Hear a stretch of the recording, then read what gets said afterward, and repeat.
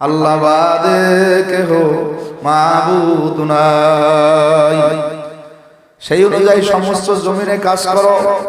আওয়ামী লীগের কোনো ক্ষমতা নাই, বিএনপির কোনো ক্ষমতা নাই, শেখ হাসিনার ক্ষমতা নাই, খালেদা জিয়ার ক্ষমতা নাই, তারেক জিয়ার ক্ষমতা নাই, ওসিডি সিএসপি মন্ত্রী মিনিস্টার কারো ক্ষমতা নাই। সব ক্ষমতার মালিককে। যেই বান্দার ভিতরে ফিট হবে আমারে বানাইছে মাওলা, ক্ষমতার মালিক মাওলা, হায়াতের মালিক মাওলা, আমারে চালায় মাওলা, খাওয়ায় মাওলা, পালে মাওলা, যার ভিতরে এই কথাটা ফিট হয়ে যাইবে পাগলায় দুনিয়ার সব বলতে পারে। কোন সময় আমার মাওলারে বলতে পারে না। আমার মজাহিদ ভাই আল্লাহর কুতুবের পালা ঘুরা ঠিক যার সিনার মধ্যে আমার মাওলা ফিরে হয়ে গেছে। পাগলা সব সময় দিলের মধ্যে ফিকির আমার মাওলায় কোথায় আছে, কোথায় গেলে আমার মাওলারে পাওয়া যাইবে। সবই তো পাইলাম, কই আমার মাওলারে তো পাইলাম না। যার সিনার মধ্যে মাওলার বিরহের বেদনা ঢুকছে পাগলায় খুঁজতে খুঁজতে একদিন আমার মাওলাকে পাইয়া যাবে। আমার মালিক মাওলারে কারা কারা পাইতে চাই দুই হাত জাগাইয়া জোরে আল্লাহ কইয়া ডাক নারে দাবি। আমার মালিকের পাওয়ার আসানে সব ভিনারে থাকলে এই দুনিয়ার মধ্যে যতদিন থাকবো আমার মালিকের হুকুম মানার জন্য চেষ্টা করব। আল্লাহর ওলির জমানায় সাহাবায়ে কেরাম আল্লাহর নবীর জমানায় সব সময় আল্লাহর হাবিবের কাছে থাকতেন। তাদের মধ্যে একটা ফিকির থাকতো, চিন্তা থাকতো, কেমনে মালিকের রাজি করব, কি নিয়ে আমার মাওলার কবরে যাব। এই মাওলার রাজি আর খুশি ভালোবাসা নিয়ে যদি কবরে যাইতে পারো বাবা, তোমার আমার কবরটার কবর থাকবে না। কবরের সঙ্গে আমার মাওলায় জান্নাতের একটা রাস্তা বানাইয়া দেবে।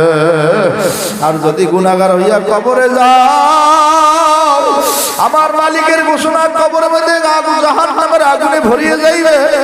ডাইনে মনে বামের মাটি এমন জোরে চাপ মারবে আল্লাহ, ওই কবরের মধ্যে 99টা সাপে পেঁচাইবে আর কামড়াইবে।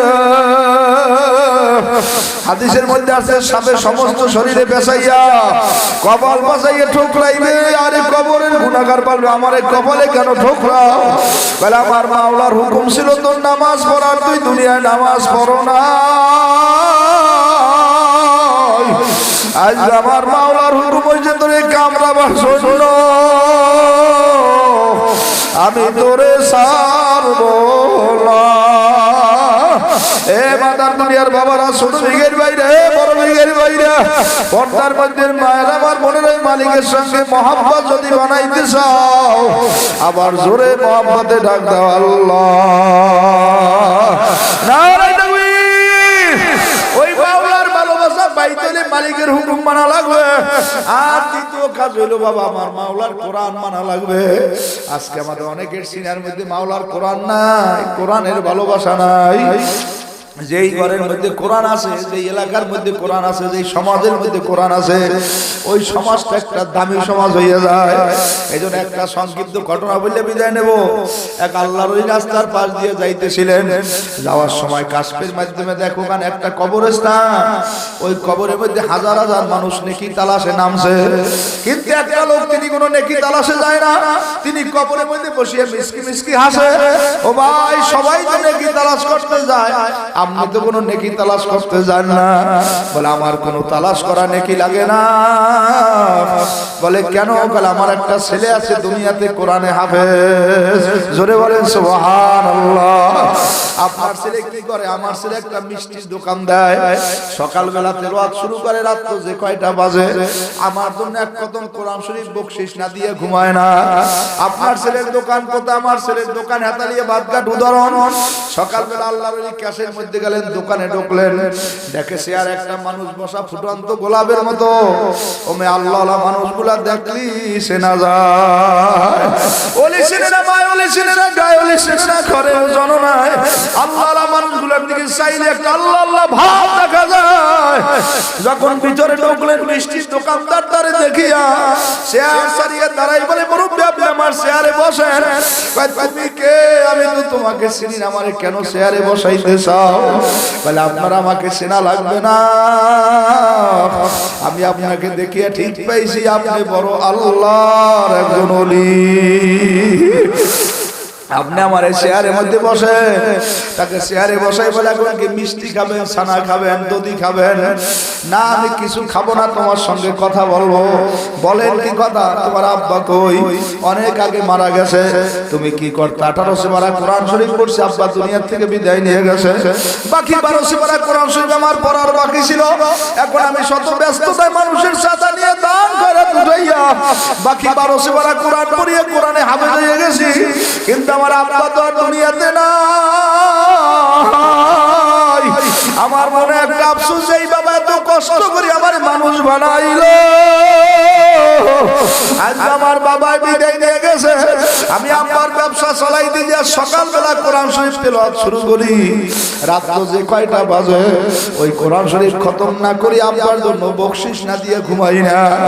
আল্লাহ ওলি বলে তোমার আব্বাই কবরে বড় শান্তিতে আছে। বলে আপনি কেমনে জানলেন? কালকে রাতে তোমার আব্বার সঙ্গে আমার দেখা হয়েছে। তাহলে আপনি কালকে রাতে একবার আব্বার সঙ্গে দেখা করছেন।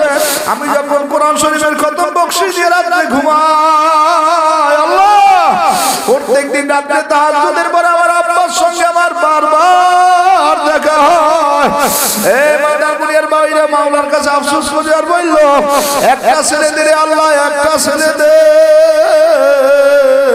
কামাই খাওয়ার আশা নাই, মরলে আমার জানাজার নামাজ পড়াইবে। গাজী বাবা সব সময় জিকির ফিকির করিও, সবার জন্য সবাই দোয়া করিও। মাওলা কখন ডাক দেবা ইমানের সাথে ডাক দিও। মরণ তো হইয়া যাইবে, পাগল কান্দে আর বলে কি অবস্থা হবে আমার মরণে, একা একা কেমনে থাকবো কবরে। কবর হইল অন্ধকার এক মাটির ঘর, ওই কবরে থাকতে হবে মরণের পর। কবরেরই খবর যদি মানুষ জানিত, ঘরবাড়ি সারিয়া জানলাই তালাই দশায় গামার ফজলুল